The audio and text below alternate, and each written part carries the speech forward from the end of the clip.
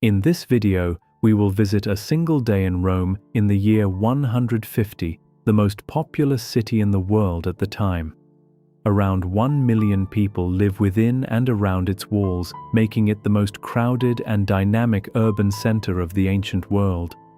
Based on archaeological and historical records, we will bring the streets, homes, and daily routines of ancient Romans back to life with the help of AI.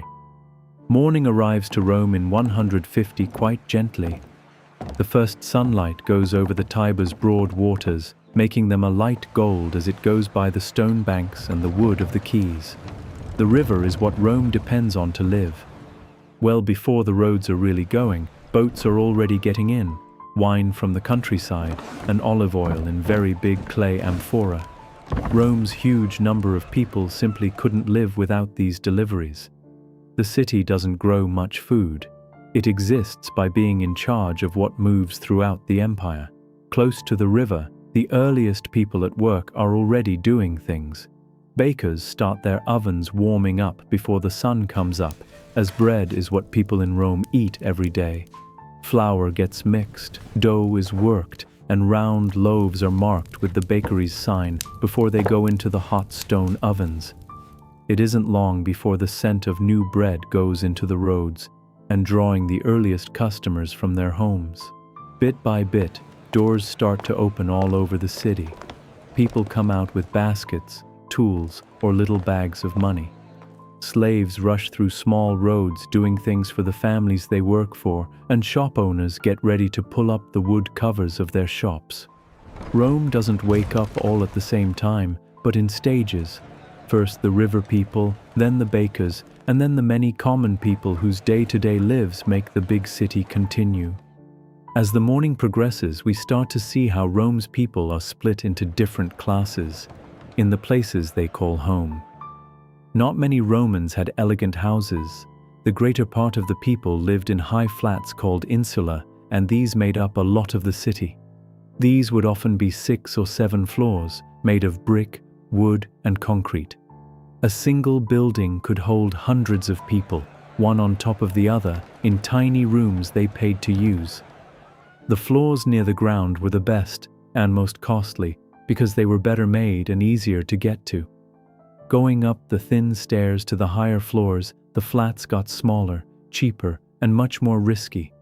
Fires could travel through the wooden upper levels rapidly, and badly made buildings sometimes fell down without warning.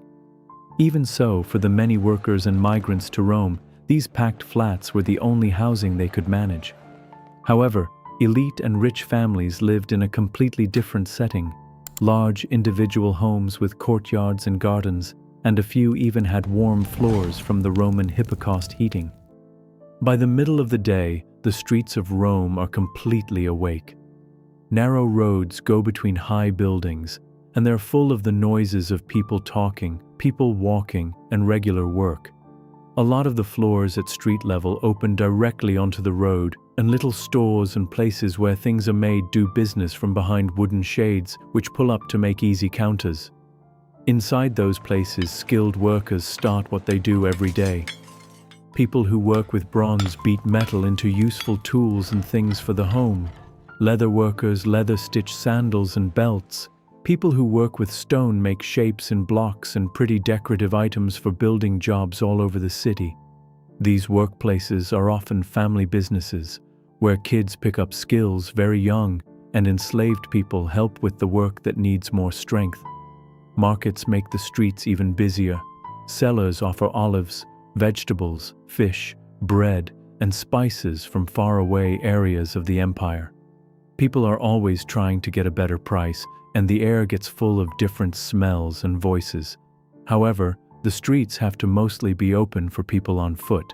Because of that, big wagons aren't normally permitted to go into the center of the city in the daytime. Most big shipments happen at night instead. Just a few kinds of vehicles, like carts for building or official state transport, are permitted in the light. This rule lets the crowded city carry on, even while thousands of deals happen in its active streets. As activity from markets and workshops busied the streets, a different practice took place in the homes of Rome's upper class. Influential men, senators, rich landowners, and those with considerable power as patrons held daily receptions, a custom called the salutatio, to see people. These visitors come from many parts of Roman society. Some were tradesmen wanting either an introduction or safety. Others were low-ranking public servants looking for help in politics, and a great many were common folk who needed the patron's influence with the law, with finding work, or for little services. They went into the house's atrium, each in turn. The audiences were short. A hello was said, a wish was put forward, and the patron would occasionally give a little gift. Though basic, the custom strengthened the bonds of allegiance and duty which made up Roman life. Senators, who had the top positions in government, were at the peak of this order. Next were the equestrians, well-off people who often did work in the civil service, banking, and big trade. Under these were the ordinary citizens, former slaves, and the large population of slaves who were essential to almost everything in Rome. As the day goes on, many of Romans go into the public areas of the city, the places where people's daily lives happen, other than at their houses and workplaces. The public fountain is one of the most vital of these. Because of Rome's really big aqueduct system, good water is always going into hundreds of fountains around the city. All day, people get together at them to get water in pots of earth and pails to take home. Being able to get fresh water is a reason Rome can have so many people. People even in the packed top floors of apartment buildings are able to get water to drink and do not need to pay. Near the fountains, people who live close to each other meet, little talks start, and information moves quickly in the community. Later, many go to the public baths. These are some of the most liked places in Roman life. The baths aren't just to get clean, though. They act as meeting places where deals are talked about, what people think about the government is told, and stories spread fast through the people there. Not far from these, public toilets show another case of how Roman city life is done as a group. Long stone seats have lines of open spaces next to one another, and there is nothing to separate them. People often go on talking even in this place. These places might look strange to us today, but to Romans they were a normal part of everyday life. Spaces where being clean, chatting, and being a community all came together. Behind the busy streets and packed shopping areas, the everyday steadiness of Roman life came from the family. Homes were not simply where people lived, but were also the centers for running things, work, and teaching. Every person in the family had a job which helped the home to continue. In the richer houses, the paterfamilias, the male in charge of the family, had the lawful power over everyone in it.